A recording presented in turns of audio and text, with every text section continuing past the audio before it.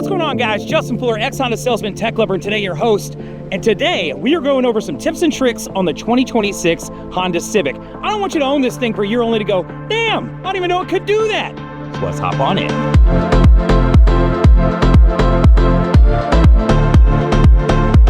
So all the tips and tricks you see today, I'm performing on a 2026 Sport Hybrid. So this isn't very the top and it's not the very bottom. It's one of those two middle models. So the Honda Civic is set up with smart key entry. And what that means is you can leave your key in your pocket, you can walk up to the door of the car, touch it, and it'll unlock the door for you. But what it doesn't do is unlock your passenger side doors. But you can change that. If you want to do that, let me show you how to set it up. So to change the smart key entry settings, what we're going to do is we're going to scroll down on the left side until we get to vehicle settings. When we get that, we want to go ahead and select it. Now, under vehicle settings, you are going to want to scroll down until you get to keyless access setup.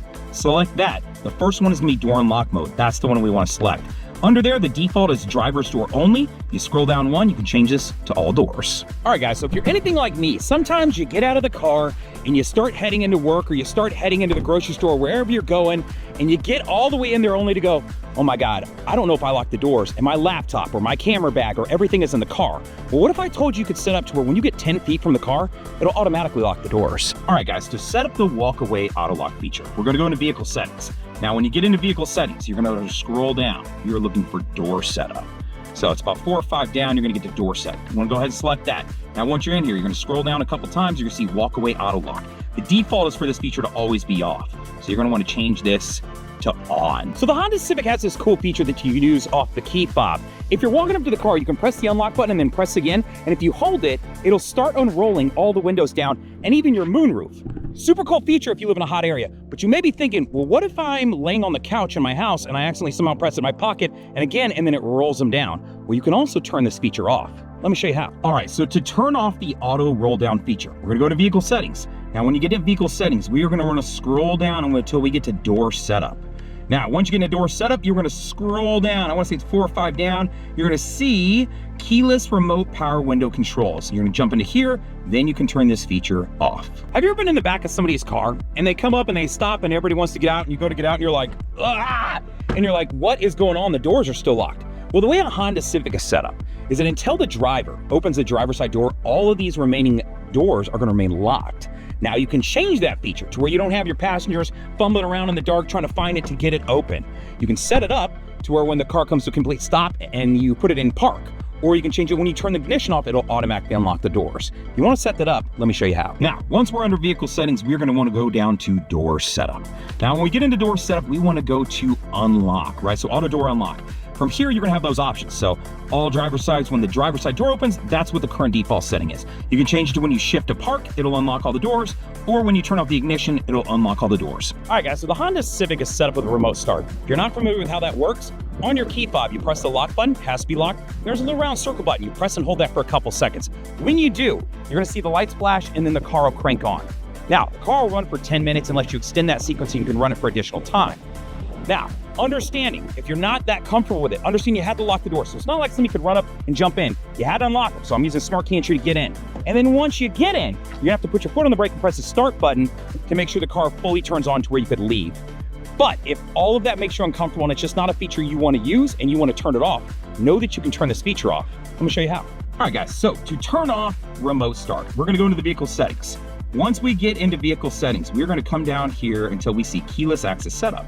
Under keyless access setup, we're gonna wanna scroll down. Now, you're gonna get to remote start system on off. When you get here, you can then turn that feature completely off. Have you ever ran out of gas? I have. It's happened twice to me in my life, and one of the times was a couple years ago. Kind of embarrassing, but there's something I want you to know about the Honda Civic in case you ever do run out of gas. If you come into the trunk, right, I'm gonna pop this sucker open and get underneath.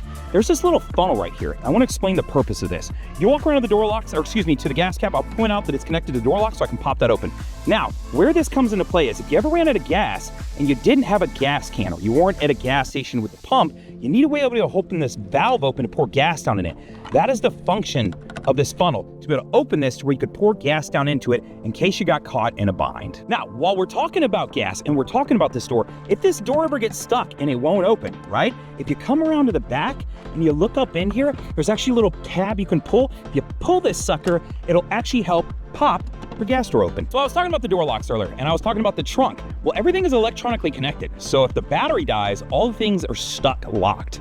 Well, that can be a problem if I had something, let's say, in the trunk of the vehicle or in the car. Because when I come up here, if the doors are locked, I don't have like a keyhole to put it in. And where's my key? Well, let me explain that. If you come over here, there's a little button you can press. There is actually a key that lives inside of here. Now you can get this key. When you come over here, if you look up underneath the door handle, there's actually a spot to put the key in. If you put that in, it's gonna allow you to unlock this door, right? So now you can get in the cab. So if you need to get stuff out of your car, you'd be good. But let's pretend we needed to get in the trunk. So what you'd have to do is you'd come over here, you'd have to reach back here, unlock this door, right? And then once you unlock it, you could pop open this door. So now you would be able to get into the second row of the vehicle, right? So you get all your belongings out there. From there, one step further. We're gonna come into the very back up here. Now, if you come back here, there's a little panel right here. What I'm gonna do is I'm gonna put my key here.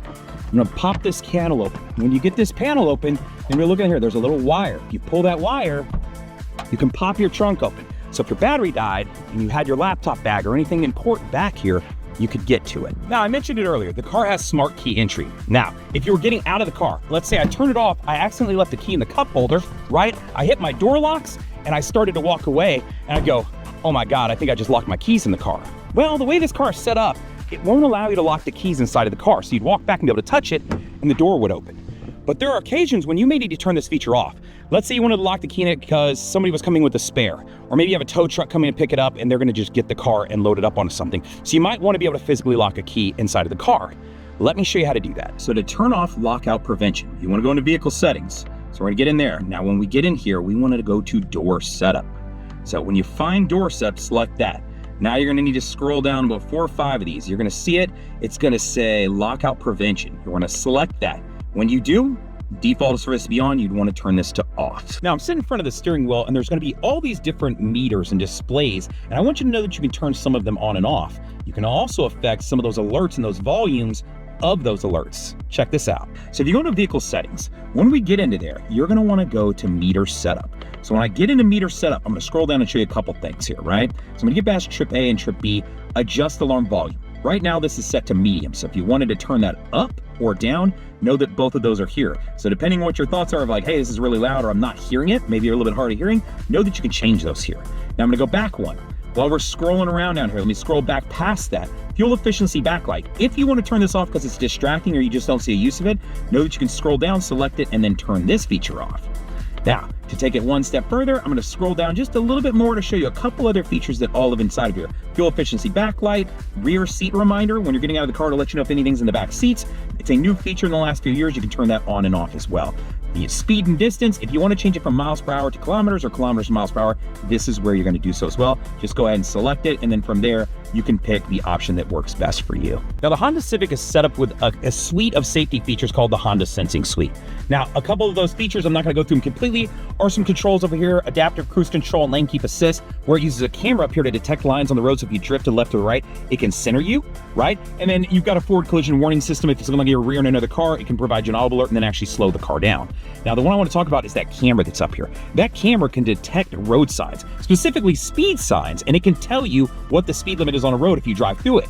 On top of that, you can set up to give you alerts. So if you travel a lot and you're concerned about driving through an area and getting caught in a speed zone, this is really helpful. Let me show you how to set it up.